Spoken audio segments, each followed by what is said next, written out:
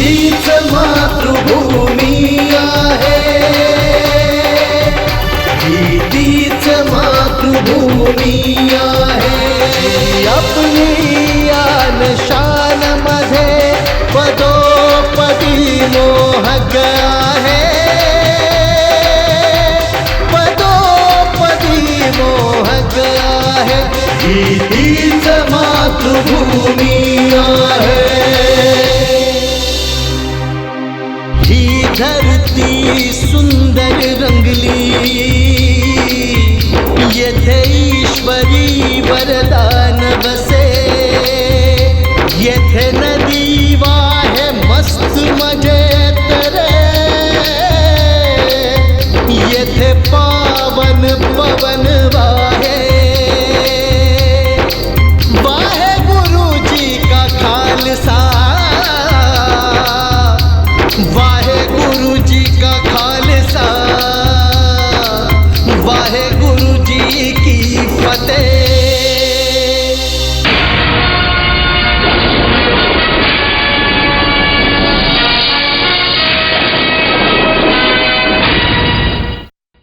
आपण लोकांनी एवढीही दर्याफ्त करण्याची गरज नाही समजली की ज्या कोहिनूरसाठी आपण इतकी मोठी किंमत चुकवत आहोत तो वफा बेगमकडे आहे की नाही. आपण फक्त भरोसा केला आणि धोका खाल्ला. तुमचा गुस्सा तुमच्या जागी जायज असू शकतो दिवाण मोहकमचंद, पण इतकी मोठी तोहमत माझ्या नावी लावण्याआधी तुम्ही थोडा तरी विचार करायला हवा. बस शहाजी. आणि दिवाणजी, तुम्ही हा असा कसा विचार केलात की आम्ही बिना दर्याफ्त केल्या आपल्या फौजेला मौतच्या तोंडी देऊ शकू? आपण जिंदा राहू बेगम, या कोहिनूरच्या बदौलत.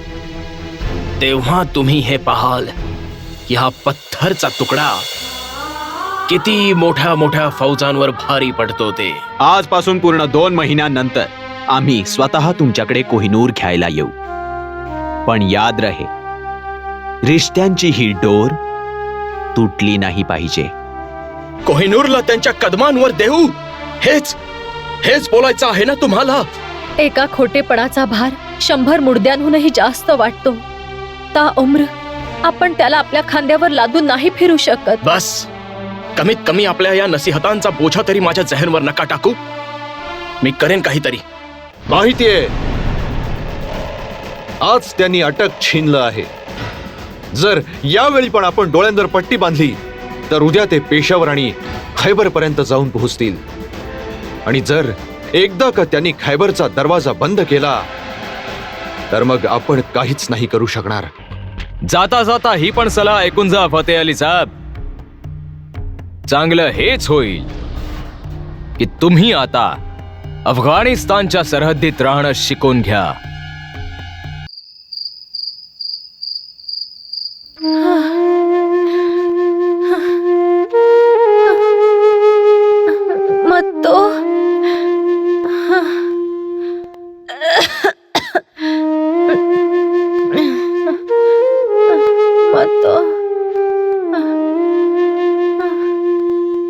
मग तो झोपलीस का?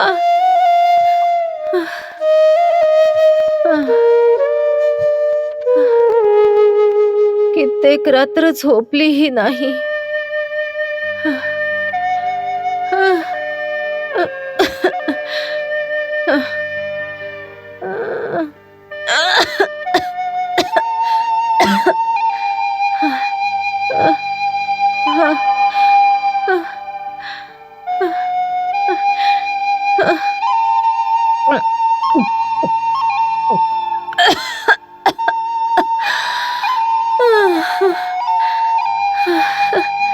ही दवा तर विषाहूनही जास्त कडू आहे.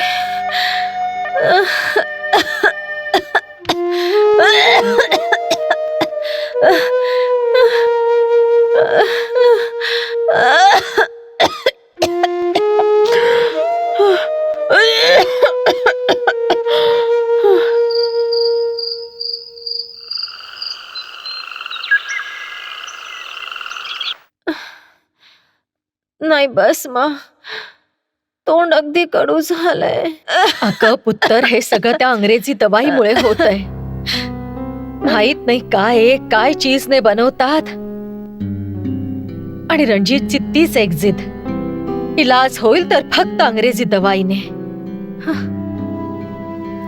बरी पण मी तर ह्या अंग्रेजी तोटक्याने झालीये ना, नाहीतर वैद हकीम तर सगळे थकूनच गेले होते. आत या.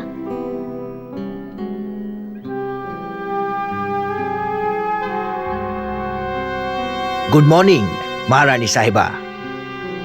आता काय तब्येत म्हणते आहे तुमची? बेहतर आहे. पहिल्यापासून तरी जास्त आराम आहे. आता तर भूक पण लागतीये. मर्स तर तसाच्या तसाच आहे. मला तर काहीच फरक दिसत नाहीये. झोप कशी येते आता? आधी तर रात्रभर खोकला असायचा, झोप नाही यायची. नाही, आता तसं काही होत नाही. झोप येते मला, बस कधी कधी थोडा खोकला येतो. आणि ते चेस्ट पेन, ते जळजळणं जे रोज व्हायचं ते दवाई घेणं विसरले तरच होतं, नाही तर नाही. दवा तर रोज घेतलीच पाहिजे, रेग्युलरली. तसे तुम्ही 50% ठीक झाला आहात. I wish you good health. आता अजून किती वेळ लागणार आहे? डोंट वरी, आता काहीच कॉम्प्लिकेशन नाहीयेत. बिमारी आमच्या पकडमध्ये आली आहे. ट्रीटमेंट थोडी लेट झाल्याने इन्फेक्शन जास्त झाले आहे. मा, तू उगीच चिंता करतीयस.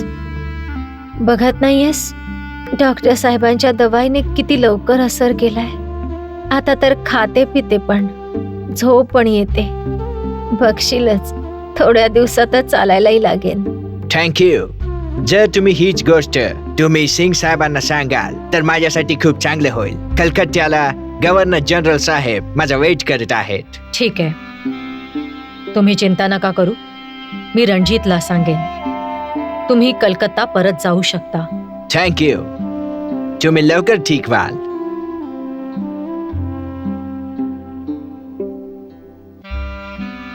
हा अंग्रेजी हकीम निघून गेला तर इलाज कोण करेल? मर्स तर अजूनही तसा आहे. तुला कोणी विचारलंय का?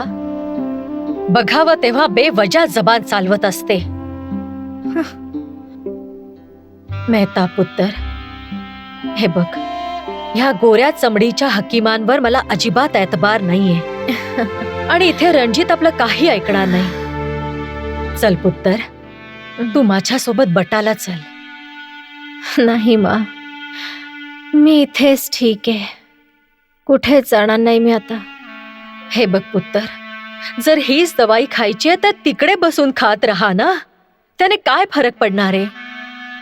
माँ, सिर्फ दवाची बात नाही है. आता मन नाही करत कुठे जायला. मी इथेच राहीन.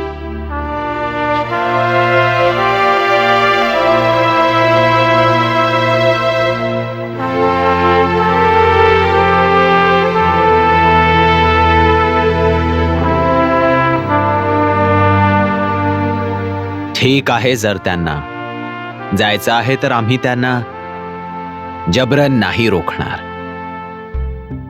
पण मरीजला असं मझधार मध्ये सोडून जाणं काही मुनासिब बात आहे.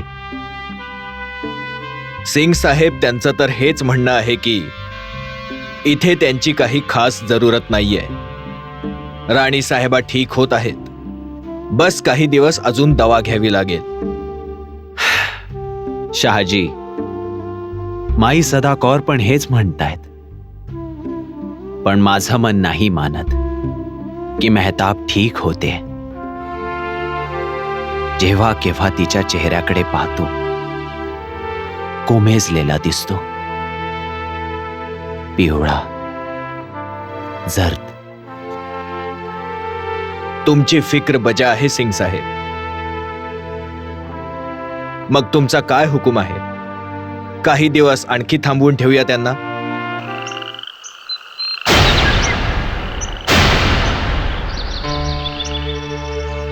तुम्ही असं सफेदजूट कसं काय बोलू शकला, तेही सिंग साहेबांच्या समोर?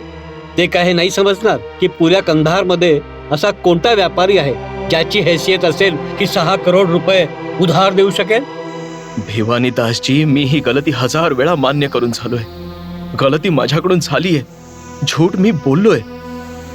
जेव्हा आदमी घाबरलेला असतो तेव्हा इतक्या सगळ्याचा विचार नाही करत.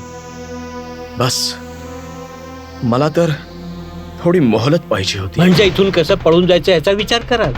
असं ख्वाबमध्ये पण नका विचार करू. तुम्हाला एवढाही खयाल नाही आला की सोच समज कर खालसा सरकार तुम्हाला मोका देत आहे. असं कोणालाही यकीन नाहीये की तुम्ही 6 करोड रुपये एका मोहीममध्ये उडवून टाकले. तुम्ही दुसऱ्या कोणाला नाही, स्वतःला अंधारात ठेवत आहात. आता तर मोहलतीचे दिवस संपले. आता काय जबाब द्याल? भिवानी दासजी, इथे या परदेशात एक तुम्हीच तर आहात ज्यांना मी आपल्या मनातली गोष्ट बोलू शकेन.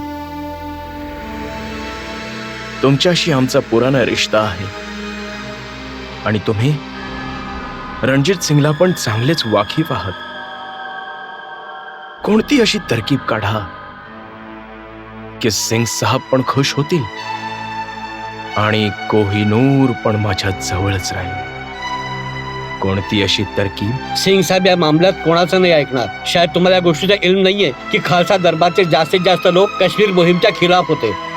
जरा विचार करा, जर तुमच्या बेगमने कोहिनूरची पेशकश केली नसती तर आज तुम्ही आता मोहम्मदच्या कैदखान्यात दम तोडत असतात. हा कोहिनूर तुमच्या काही कामी आला नसता. आज जे सिपाही तुम्हाला दुश्मन वाटत आहात त्यांच्या बदौलतच तुमचा श्वास चालू आहे. त्यांनी त्यांचे रक्त सांडले ताकी तुम्ही आफताबची रोशनी पाहू शकाल. तुम्ही खुल्या आसमानात आझादीने जगू शकाल. कैदखान्याच्या त्या खौफनाक दिवसांना याद करा. तुम्ही तर सगळं विसरून गेला. कोहिनूरच्या चमकने तुमचे डोळे अंधळे झाले. लालच आणि हवसने तुम्हाला एहसान फरामोश बनवलं. भिवानी दासजी, कोहिनूर माझी लालच नाही, माझ्या पायाखालची जमीन आहे. आता तुम्हीच सांगा की मी कसं ह्याला दुसऱ्या कुणाच्या हवाले करू? तुम्ही काहीही म्हणा भिवानी दासजी, तुम्हीच काय, माझी शरीके हयात, माझी बेगम हेच बोलते की मी धोकेबाज आहे, एहसान फरामोश आहे. बोलू देत, अख्ख्या दुनियेला बोलू देत, काहीच परवा नाहीये. पण मला जलावतनीमध्ये नाही मरायचंय. बस हा कोहिनूरच एक जरिया आहे जो मला माझ्या वतन अफगाणिस्तानला पोहोचवू शकतो. आणि हाच माझा ख्वाब आहे. झोपेतून जागे व्हा शुजाउल मुल्क. ख्वाब देखणं बंद करा. जागे व्हा आणि समोर असलेल्या हकीकतला ओळखा. सिंग साहेबांनी इन्सानियतच्या नाते तुम्हाला आणि तुमच्या त्या आंधळ्या भावाला पन्हा दिली. जर त्यांनी तुम्हाला हकलले तर कुठे जाल? कशी फौज उभी कराल? जर या कोहिनूरच्या बुत्यावर तुम्ही जे समजाल की रणजित सिंगच्या खिलाफ फिरंगी तुमची काही मदत करतील तर विसरून जा. हे तुमच्या हर हरकतवर खालसा सरकारची करडी नजर आहे. तुमचा इंग्रज सरकारशी खतो किताबत सिंग साहेबांकडून लपलेला नाहीये. तरीही ते खामोश आहे. त्यांना मोका द्यायचा आहे दोस्तीच्या नात्याने. फैसला तुम्हाला करायचा आहे, तो पण जल्दी.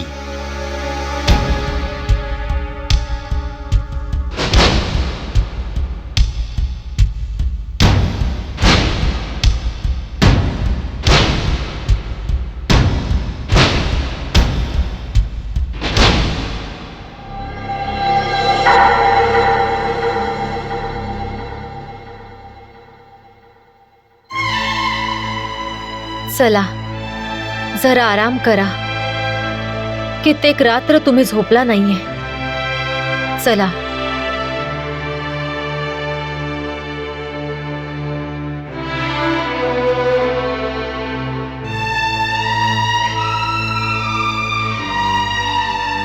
शहा शुजाची हालत अगदी वेड्यासारखी झाली आहे सिंग साहेब, आणि त्याची वजह तुम्ही समजू शकता. बिना कोहिनूर त्याची हस्ती काहीच नाही. त्याला त्याचं भविष्य अंधकारमय वाटतं. तुमचं मन पण अगदी मक्खन सारखं आहे भिवानी दासजी. पण आम्हीही काही पत्थर दिल नाही आहोत. आम्हाला शहा शुजाशी हमदर्दी आहे, पण आम्ही आमच्या फर्ज पासून दूर नाही हटू शकत. कारण कोहिनूर आमची नाही, खालसा राजची अमानत आहे, आणि चाहूनही आम्ही ह्यात कोणतीच रियायत नाही देऊ शकत. आम्हाला शाह शुजाला यकीन करून द्यावं लागेल की खालसा राजची दोस्ती करूनच त्याचं भविष्य सुरक्षित आहे. भिवानी दासजी, जर आम्ही जहादाद खानची मदत करू शकतो, आपल्या अतीताच्या सगळ्या जखमांना विसरून शाह जमा सारख्या लुटेऱ्याला आपल्या घरात पनाह देऊ शकतो, तर मग शाह शुजा तर आमचे दोस्त आहेत. म्हणूनच तर आम्ही त्यांच्या खोटेपणाचंही वाईट नाही वाटून घेतलं. कारण घाबरलेलं मन बऱ्याचदा झूटच्या काटेरी झुडुपांमध्ये दडून बसल्याची गलती करून बसतं.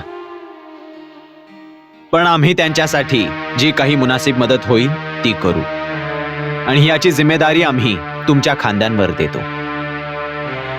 त्यांच्या परिवारासाठी जी काही चांगली गुजरबसर असेल त्याच्या जागीरचा इंतखाब तुम्ही करा. त्यांना अता केलं जाईल. बहुत बहुत शुक्रिया सिंग साहेब. तुमच्या या तजवीज बद्दल वफा बेगम आणि शुजाशी बोलेन. आता मी इजाजत चाहीन.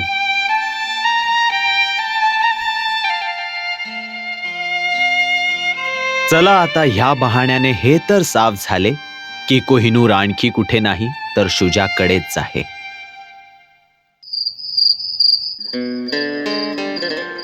तुझ्या नूरने रोशन आहे हे दोन्ही आलम.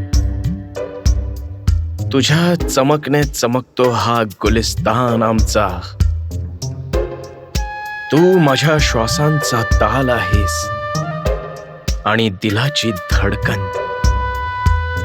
तुझ्यापासून दूर होण्याचा विचार केला तर मरून जाईन मी.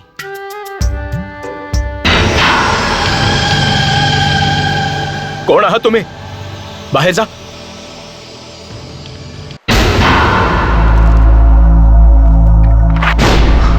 हा कोहिनूर तू आमच्या हवाले करून टाक. शुजाउल मुल्क यावर तुझा काहीही हक्क नाहीये. नाही, नाही देणार. मी कुणालाच नाही देणार. नाही देणार. कुणालाच नाही देणार. कुणालाच नाही देणार. कुणाला नाही देणार. कुणालाच नाही देणार. कुठे गेला? कुठे गेला? कुठे गेला? काय झालं? काय झालं तुम्हाला? काय हरवलंय?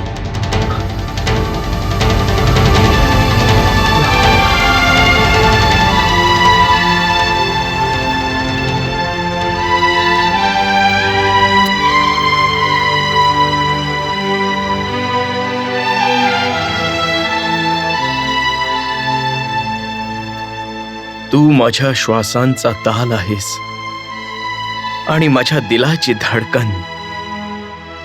तुझ्यापासून दूर कुफरीचा विचार केला तर मरून जाईन मी. या खुदा, तौबा करा ह्या कुफ्रशी. सरासर हे बुत परस्ती आहे. कमीत कमी हा इल्जाम तर आपल्या डोक्यावर नका घेऊ. तू काहीही बोल, मला कशाचीच पर्वा नाहीये. ठेवून द्या तो. अर्ध्या रात्री ह्याला घ्यायला कोणीच येणार नाहीये.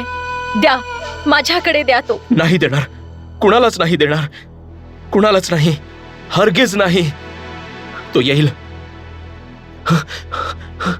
तो जरूर येईल. कोणत्याही वेळी येऊ शकतो.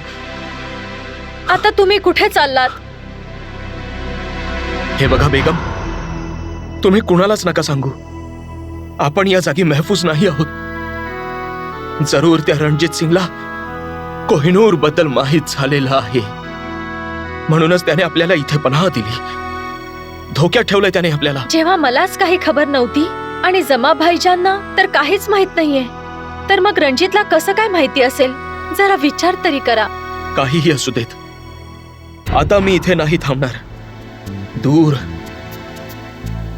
कुठेतरी दूर घेऊन जाईन याला, जिथे रणजित सिंगचा साया पण नाही पोहोचणार. पण कुठे कुठे जाणार? मला इथे सोडून कोणाच्या रहमो करमवर? तुम्हाला समजत नाहीये बेगम. अफगाणिस्तानात पोहोचून फतेह झाल्यावर मी तुम्हाला तिथे बोलावून घेईन. फिलहाल तर मला जावं लागेल.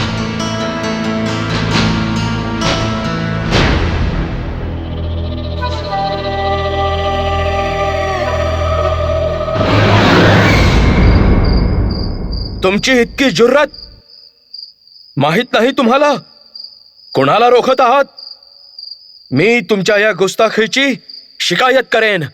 गुस्ताखीसाठी माफी मागतो सरकार, पण तुमची हिफाजत करणं आमचा फर्ज आहे. त्यात आम्ही कोताही नाही करू शकत. आत बसल्या बसल्या या 4 दिवारींमध्ये माझा जीव घुसमटला होता. मला बाहेर फिरायला जायचंय, शालीमार बागेपर्यंत. आम्हाला ही सक्त हिदायत आहे की तुम्ही कोणत्याही परिस्थितीत एकटे बाहेर नाही पडू शकत. कोणी केली ही गुस्ताखी? आम्ही तुमचे मेहमान आहोत की कैदी आहोत? थोडा वेळ वाट पहा, सकाळ होऊ देत, मग शालीमारच काय, तुम्ही कुठेही जाऊ शकता. पण तरीही आमचे सिपाही तुमच्या सोबत असतीलच, तुमच्या हिफाजतीसाठी. हे पहा, माझं बाहेर जाणं खूपच जरुरी आहे, आणि तेही ह्याच वेळी. मी कुठे पळून नाही जाणार. माझं पूर्णच्या पूर्ण कुटुंब इथे राहील. मी तुम्हा लोकांना ह्याची किंमत देईन, इतकी की तुम्ही कधी त्याचा विचारही नाही करू शकणार. मी लवकर परत येईन, कुणालाही कानोकान खबर पण नाही होणार. तुमच्या या हरकतीचा अंजाम माहीत आहे. बेहतरी यातच आहे की तुम्ही आत चुपचाप निघून जा, नाहीतर आम्हाला मजबूर होऊन तुम्हाला जबरदस्ती आत घेऊन जावं लागेल. आम्हाला ही हिदायत आहे की जोपर्यंत तुम्ही एका मेहमानच्या इजाबते राहता, आपली इज्जत आणि हिफाजत करणं आमचं फर्ज आहे.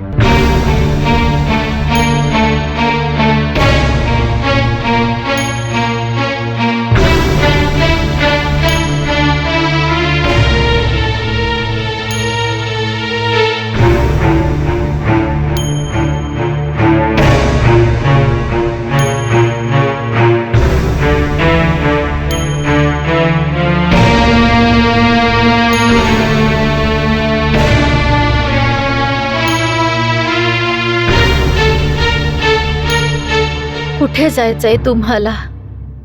आणखी किती दूर जायचंय माझ्यापासून? काश्मीरमध्ये जेव्हा तुम्ही कैदेत होतात, तुमची काही पण खबर नव्हती. एवढी दुरी तर मला तेव्हाही जाणवली नव्हती. ह्या कोहिनूर हिऱ्यामुळे आपली रात्रीची झोप, दिलचा सुकून, सगळं काही हिरावलंय. ह्याच्या पायी आपले दिवस सुद्धा अंधारासारखे झालेत. सगळ्यांपासून दूर होत चाललो होत आपण, स्वतःपासूनही दूर होत चाललो आहोत. माझी तुमच्याकडे इल्तजा आहे की तुम्ही हा त्यांच्या हवाली करून टाका, ज्यांची ही अमानत आहे. माझं ऐकाल, खुदा तुमच्यावर मेहरबान होईल.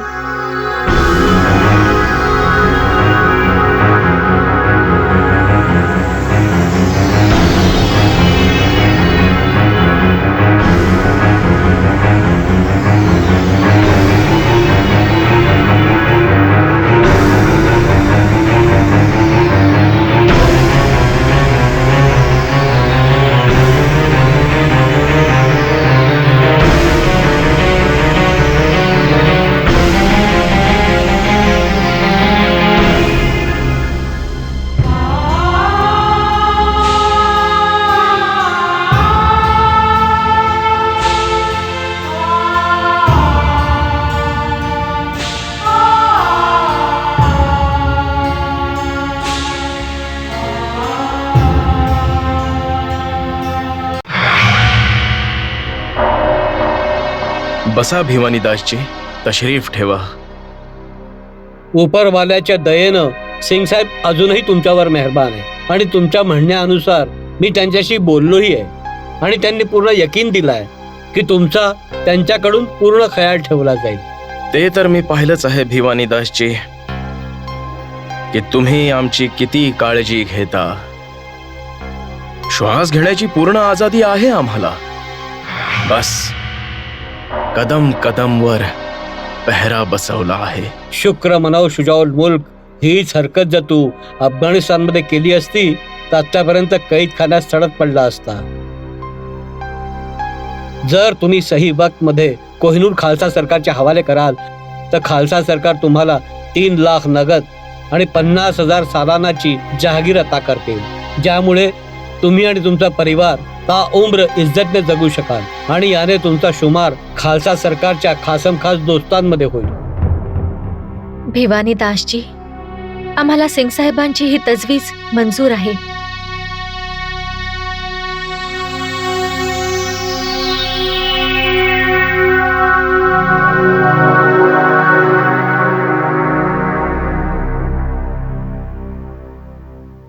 वाहेगुरु जी का खालसा, वाहेगुरु जी की फतेह.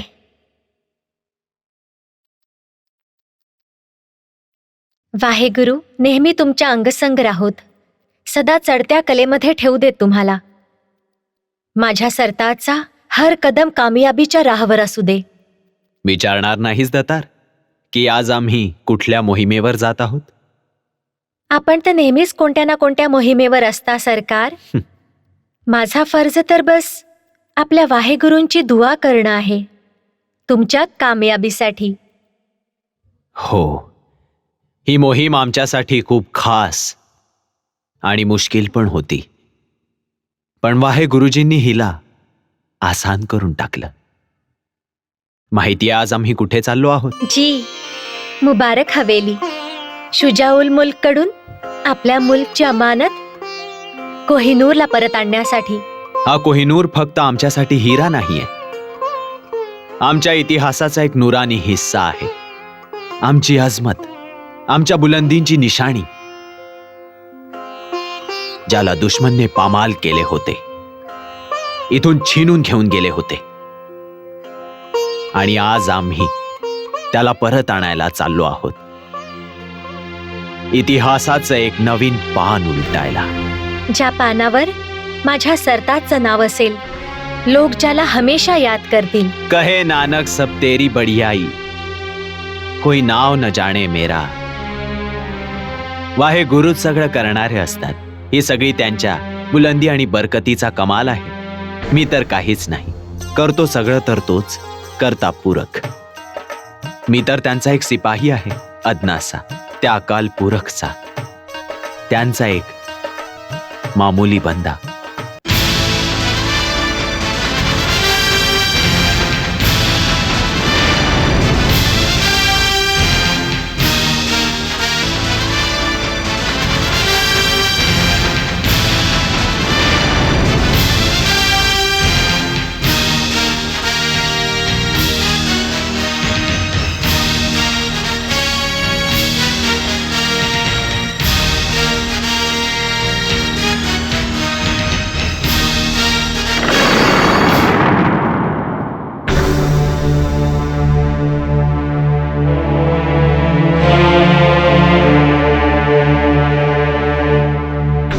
बस आता बस तरी करा.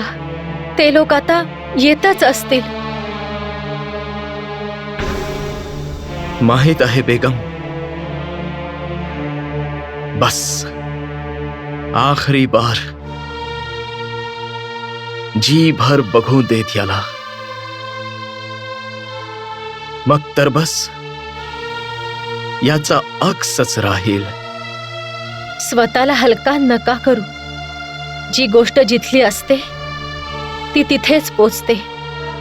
हा हिरा पण तर ह्याच मुल्कच्या खाणीतून बनलाय. काही दिवस आपल्याकडे मेहमान बनून राहिला, आता परत चालला आहे तिकडेच. खरं बोलताय बेगम, बेवफा आहे हा. कधीच कुणाचा नाही झाला आजपर्यंत. एका हातातून दुसऱ्या हातात सरकत राहिला. मुघल, इराणी, मग अफगाणांचा जलाल पाहिला आहे याने. लेकिन याची आवारगेची आदत नाही गेली. हीच फितरत आहे याची, हीच नियती आहे. नियती तर मलाही माहित आहे बेगम, पण दिल नाही मानत. जी करतो की याला लपवून ठेवावं. आपल्या आत कोणी पाहू शकणार नाही, असं कोणी हिसकवू नाही शकणार. छलावा आहे हा सगळा. याला पकडणं शक्य नाही. पकडता पकडता घसरून पडू. याचा मोह सोडून द्या. पत्थरचा तुकडा समजा ह्याला. पत्थर ज्याला मी जिंदगी समजलो. जिंदगी पण निसटून जाते, निघून जाते हातातून. लाख कोशिश करा, मूठ बंद नाही होत. खुदाची ही नेमत पण साथ सोडून देते. आज जे ज्याचं आहे, उद्या त्याचं नसतं. सगळे दावे झूठे आहेत, बेकार. बोलत रहा बेगम, बोलत रहा. शायद तुमच्या या बोलण्याने तरी मी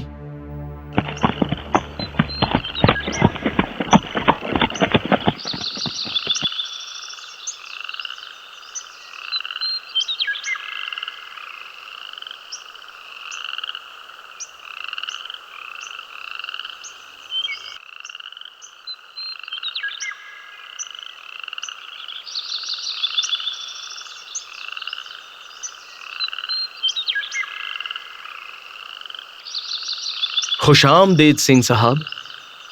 आदाब. या.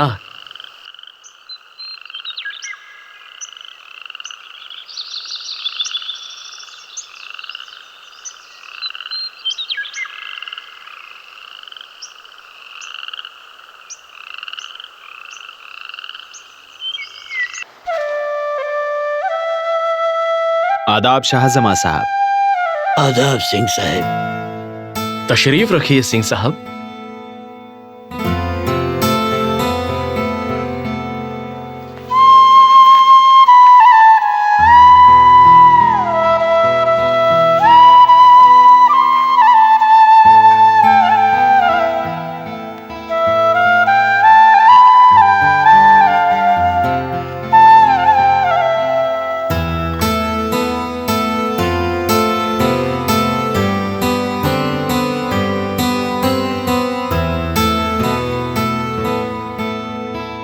मला तर अजूनही याच्या नियतवर शक आहे. मला तर पूर्ण यकीन आहे की हा आजही कोणता ना कोणता बहाणा नक्कीच करेल. काश जर मोहकमचंदजी आणि गौसा चाचा इथे असते तर किती बरं झालं असतं. यायचं तर त्यांनाही होतं सिंग साहेब, पण काय करणार. वजीर फतेह अलीकडून फुरसत मिळेल तर कुठे त्यांना वेळ मिळेल ना. अजीब जिद आहे फतेह अलींची. त्यांना अटक पण पाहिजे आणि शहाशुजा पण. नाही शहाजी, फतेह अली खानची असली मांग तर कोहिनूरच आहे. पण त्याला हे नाही माहीत की इतिहास आता करवट बदलतोय. आदाब सिंग साहेब. आदाब. तसं तर ह्या मुल्कमध्ये आम्ही तुमचेच मेहमान आहोत. तरीही जो तुम्हा लोकांना खुशामदीद करण्याचा मौका मिळालाय, हा माझ्यासाठी बेहद खुशीचा मौका आहे. हां, आम्हालाही या वक्तचा खूप बेसब्रीने इंतजार होता. खैर, वाहेगुरूंच्या मेहरने आज ती घडी ही आलीच. इजाजत असेल सिंग साहेब तर आपल्या तमाम मेहरबानी आणि बक्षिसांच्या ऐवजमध्ये मी वफा बेगम हा नायाब नजराणा आपल्या खिदमतीत पेश करू चाहते. दरअसल हा कोहिनूर आपलीच अमानत आहे. माझ्या शौहरच्या समोर याची किंमत काहीच नाहीये. दरअसल मला अफसोस आहे की यावेळी आपल्या खिदमतीत पेश करण्यासाठी आमच्याकडे काहीच नाहीये, स्वतःचं काहीच नाही. मी उम्मीद करते की तुम्ही ह्याला कबूल करून माझा कॉल पूर्ण करण्यात माझी मदत जरूर कराल.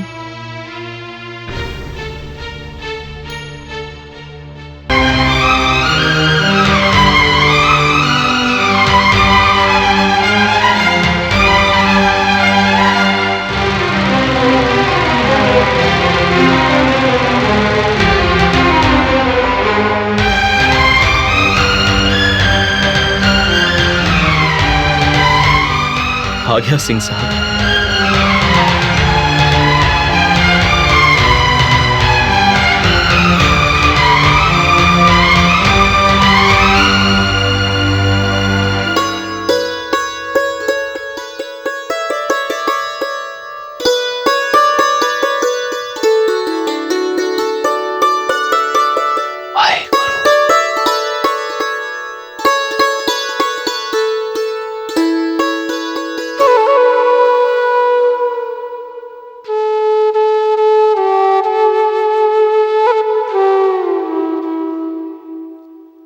या शाह शुजा या.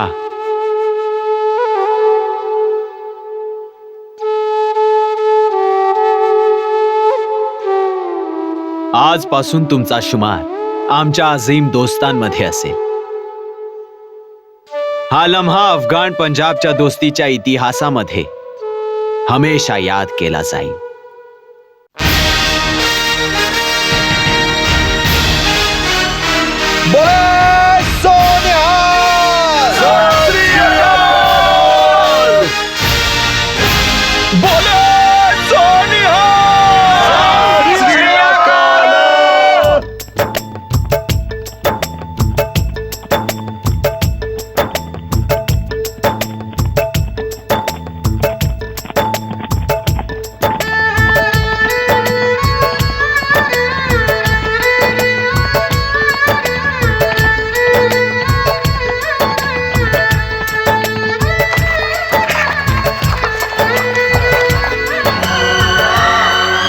मागे हट. सोड सोड मला दुष्टांड्या.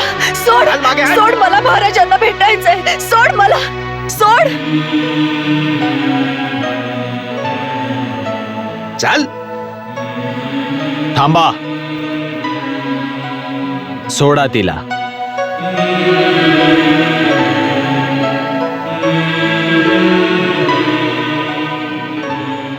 माई, हे काय केलंस तू?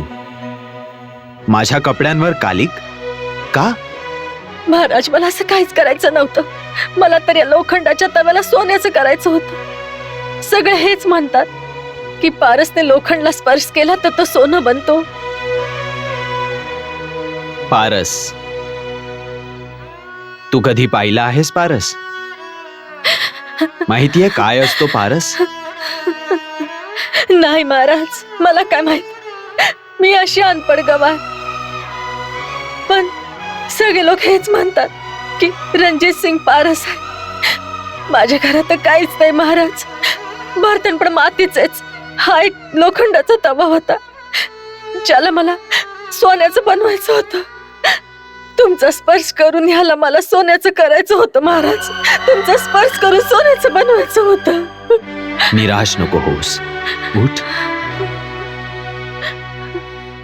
तुझा तवा सोन्याचा झालाय, खाली सोन्याचा. शाजी, हा तवा घ्या.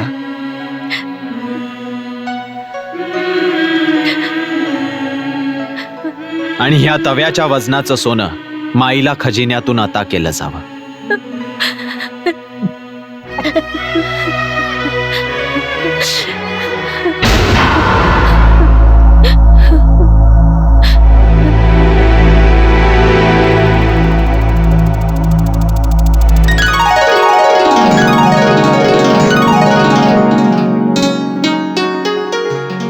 आपण आला सिंग साहेब?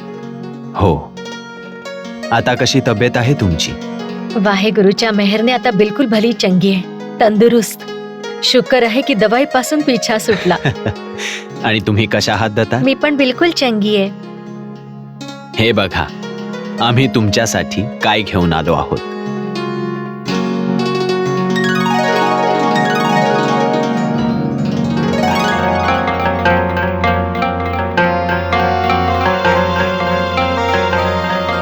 खरंच जणू काही साऱ्या कायनातचा नूर ह्यात उतरलाय. सिंग साहेब, माझी तुम्हाला एक विनंती आहे. ह्या कोहिनूरला आपण नेहमी आपल्या बाजूवर धारण करा. ह्याचीही शोभा वाढेल. तुम्हाला माहितीये की मला या सगळ्या गोष्टींची गरज नाहीये.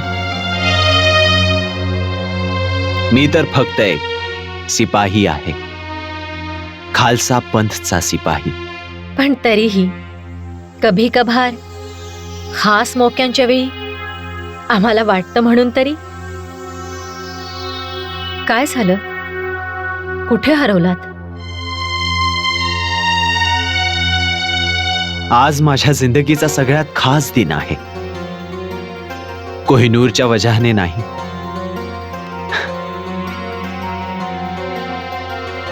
माईच्या वजहाने. तुम्हाला माहितीये की एकदा माईने मला खूप प्रेमाने सांगितले होते, तू पारस आहेस. पारस. वाहे गुरुजींची इतकी मेहर आहे माझ्यावर की लोक मला पारस समजू लागले. पारस. त्याने इतकी इज्जत बक्षली मला आणि इतकं प्रेम दिलं, पण मी तर त्याच्यासाठी काहीच नाही केलं. काहीच नाही.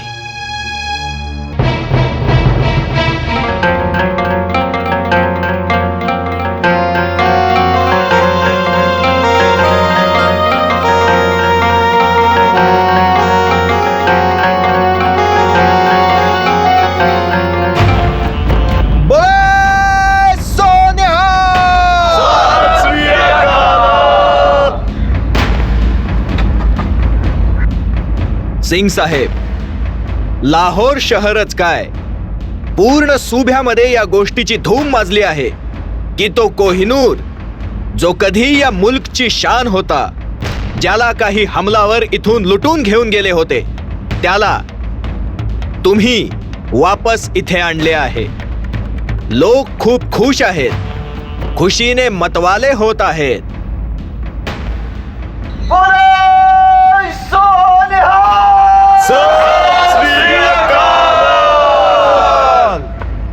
ह्यात मी काहीच केलेलं नाहीये. वाहे गुरूंनी मला फक्त एक सेवक म्हणून नवाजलं होतं.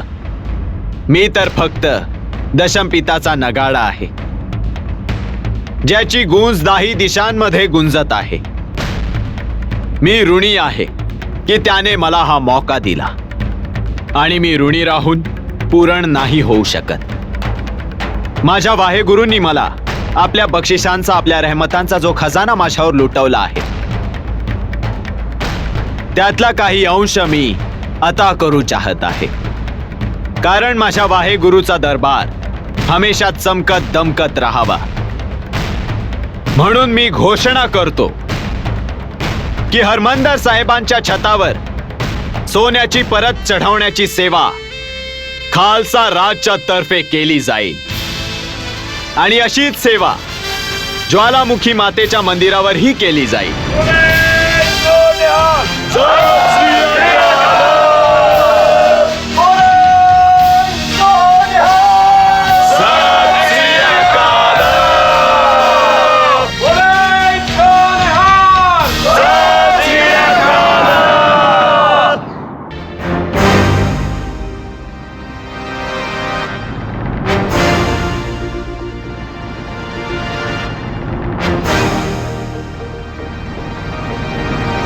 धरती सुंदर रंगली, येथे ईश्वरी वरदान बसे. येथे नदी वाहे मस्त मजेत रे, येथे पावन पवन वा